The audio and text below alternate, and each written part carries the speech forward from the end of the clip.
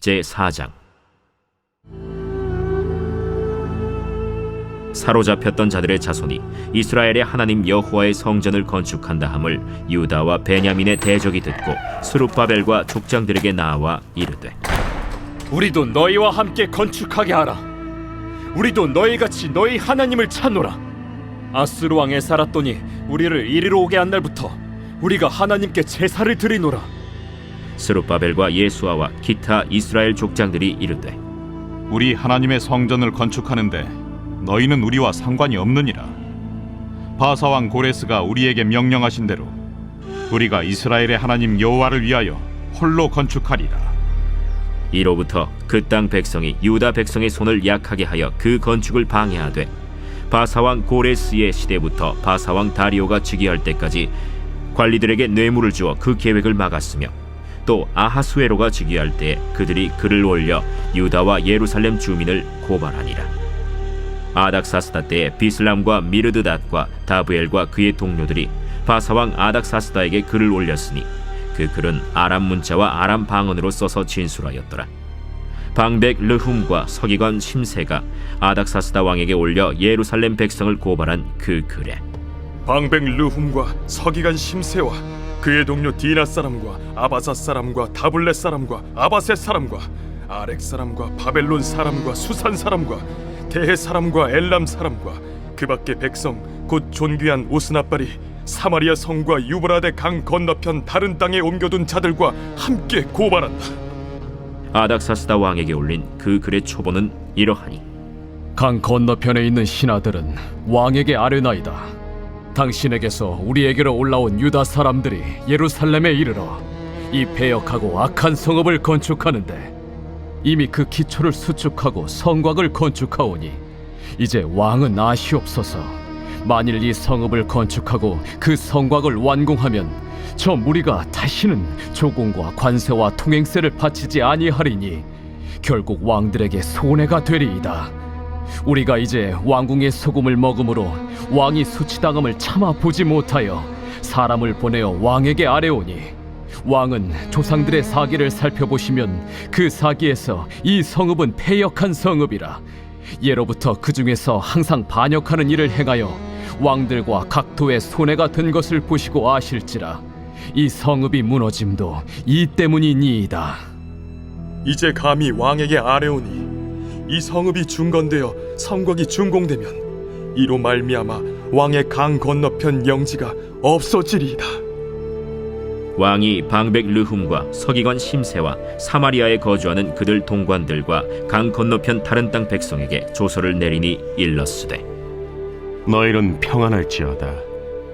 너희가 올린 글을 내 앞에서 낭독시키고 명령하여 살펴보니 과연 이 성읍이 예로부터 왕들을 거역하며 그 중에서 항상 패역하고 반역하는 일을 행하였으며, 옛적에는 예루살렘을 다스리는 큰 군왕들이 있어서 강 건너편 모든 땅이 그들에게 조공과 관세와 통행세를 다 바쳤도다. 이제 너희는 명령을 전하여 그 사람들에게 공사를 그치게 하여 그 성을 건축하지 못하게 하고 내가 다시 조서 내리기를 기다리라. 너희는 삼가서 이 일에 게으르지 말라. 어찌하여 화를 더하여 왕들에게 손해가 되게 하랴. 아닥사스다 왕의 조서 초본이 르훔과 서기관 심세와 그의 동료 앞에서 낭독되매 그들이 예루살렘으로 급히 가서 유다 사람들을 보고 권력으로 억제하여 그 공사를 그치게 하니, 이에 예루살렘에서 하나님의 성전 공사가 바사왕 다리오 제2년까지 중단되니라. 오늘 우리에게 주시는 하나님의 말씀은 에스라 4장입니다. 에스라 3장에서는 이제 성전 재건이 시작되었습니다.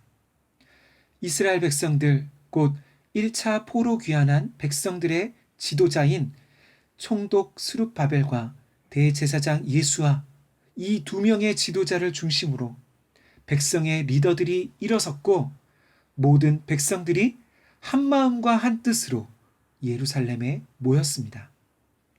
그들은 성전 재건을 시작하기에 앞서 성전 지대를 놓기도 전에 아침과 저녁으로 하나님께 번제를 드렸습니다. 과거 솔로몬 성전이 있던 그 터 위에, 제단이 있던 그 자리 위에 새로운 제단을 쌓고 모세의 율법에 기록한 대로 밤낮으로 하나님께 예배를 드렸습니다. 그렇게 하나님 앞에 예배 드리는 것으로 그들은 먼저 준비하며 드디어 성전 공사를 시작하게 되었습니다. 성전 재건의 모든 과정이 하나님의 은혜로 너무나 순조롭고 그렇게 은혜 가운데 진행되는 것 같았습니다. 그런데 그때 대적들의 반대가 찾아왔습니다. 1절과 2절입니다. 사로잡혔던 자들의 자손이 이스라엘의 하나님 여호와의 성전을 건축한다 함을 유다와 베냐민의 대적이 듣고 스룹바벨과 족장들에게 나아와 이르되 우리도 너희와 함께 건축하게 하라. 우리도 너희같이 너희 하나님을 찾노라. 아수르와 에사라돈이 우리를 이리로 오게 한 날부터 우리가 하나님께 제사를 드리노라 하니. 아멘. 1절에 유다와 베냐민의 대적이라고 일컫는 사람들이 과거 바벨론에 끌려갔던 이스라엘 백성들이 다시 돌아와서 여호와의 성전을 재건한다는 소식을 들었습니다. 이들은 4절에 그 땅 백성이라고 표현된 사람들과 사마리아 지역에 있던 사람들을 의미합니다. 과거 남유다가 바벨론의 멸망을 당할 때 포로로 끌려가지 않고 이스라엘에 남아있던 사람들, 그 사람들이 포로 귀환 공동체의 지도자인 스룹바벨과 족장들을 찾아와서 이제 자신들도 성전 재건 역사에 하나님의 성전을 재건하는 일에 함께 참여해서 돕겠다는 그런 제안을 한 것이지요. 그러나 이들의 제안을 포로 귀환 공동체의 지도자들은 단호하게 거절했습니다. 그러면 왜 이들의 제안을 거절했을까요?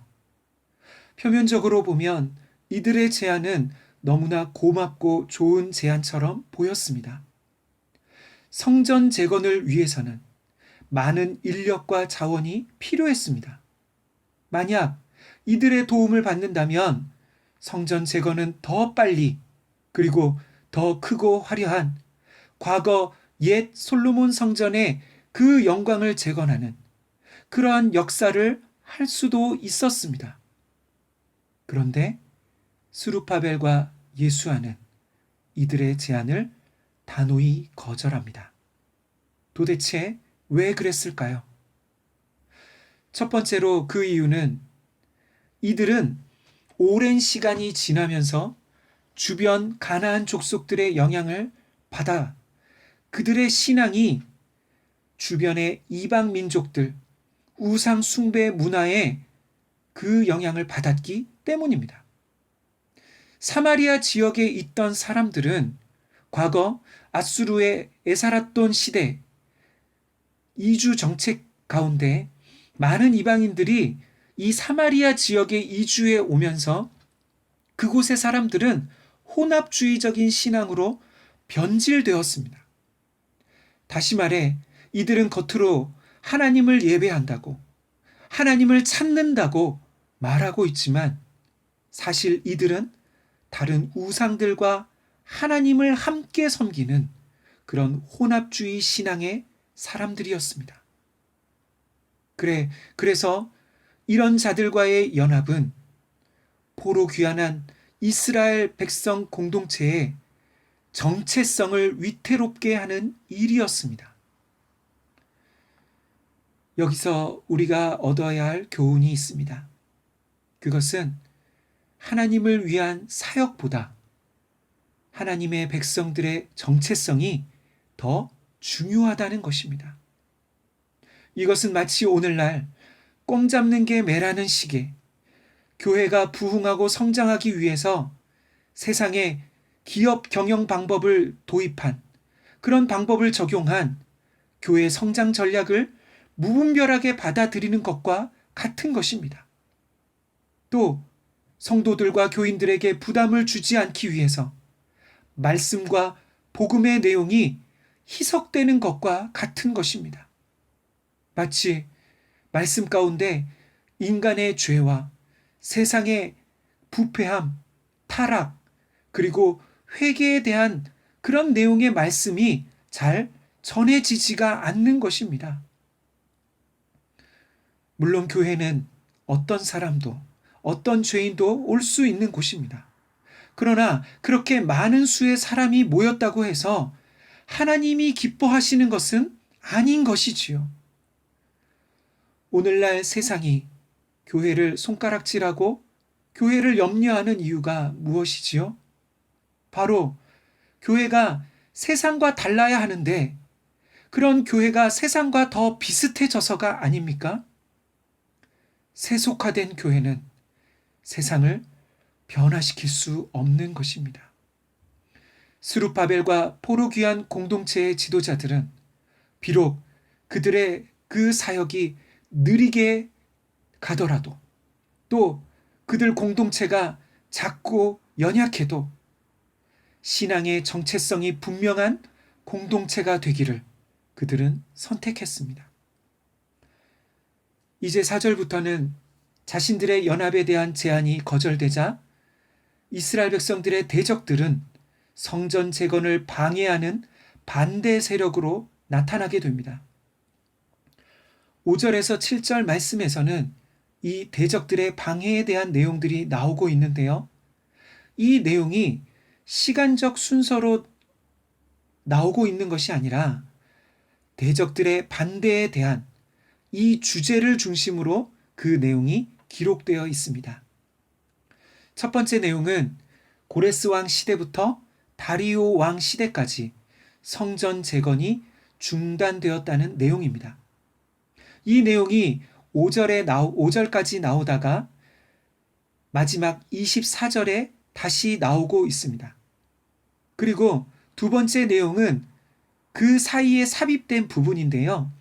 6절부터 23절까지의 내용으로 시간적인 순서로 보면 이후에 2차, 3차 포로귀환 시대에 있었던 성벽 재건을 방해하는 내용이라고 할 수 있습니다.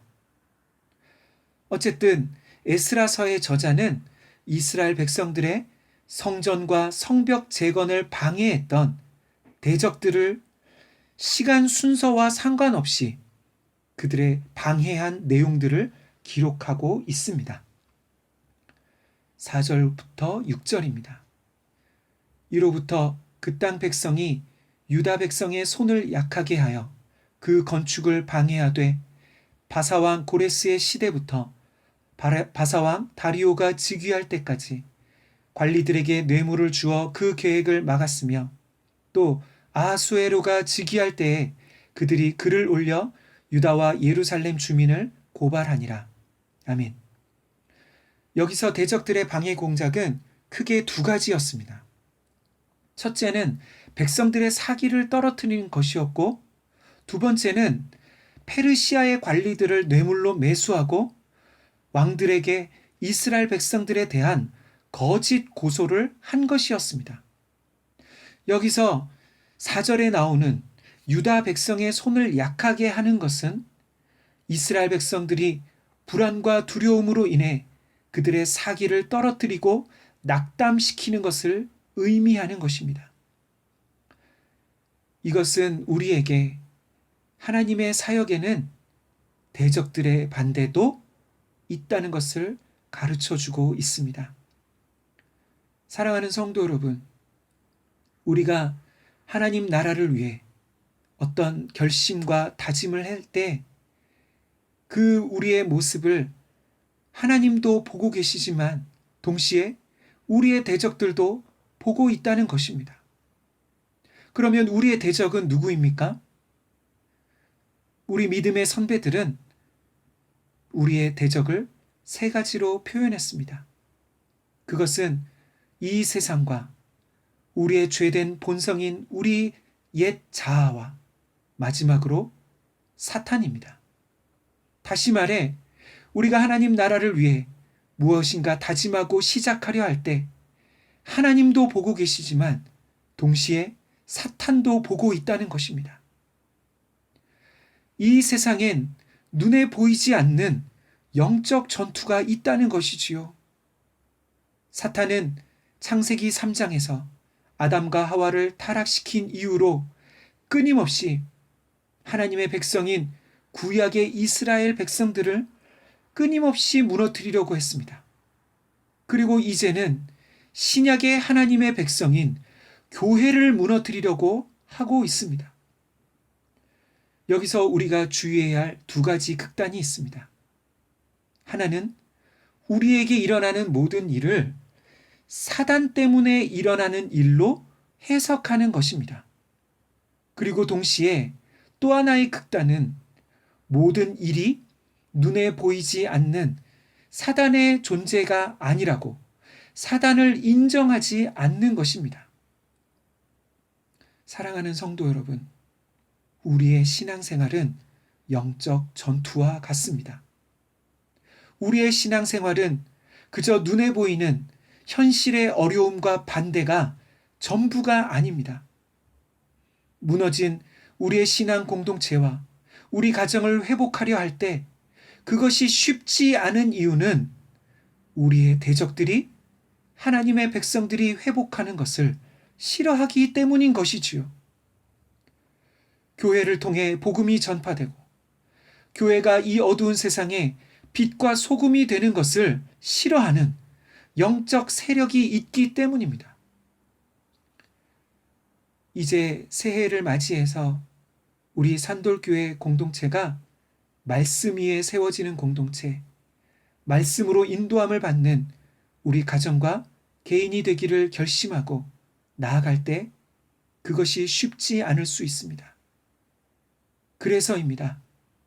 저와 우리 모든 산돌의 성도들이 이러한 하나님을 위해, 하나님 나라를 위해 살아가려 할 때 또한 어려움과 장애와 반대가 따라온 것을 생각하면서 무엇보다 하나님의 전신갑주를 덧입는 무장된 주님의 군사가 되시기를 간절히 소망합니다. 에베소서 6장 10절과 11절입니다. 끝으로 너희가 주 안에서와 그 힘의 능력으로 강건하여지고 마귀의 간계를 능히 대적하기 위하여 하나님의 전신갑주를 입으라. 아멘.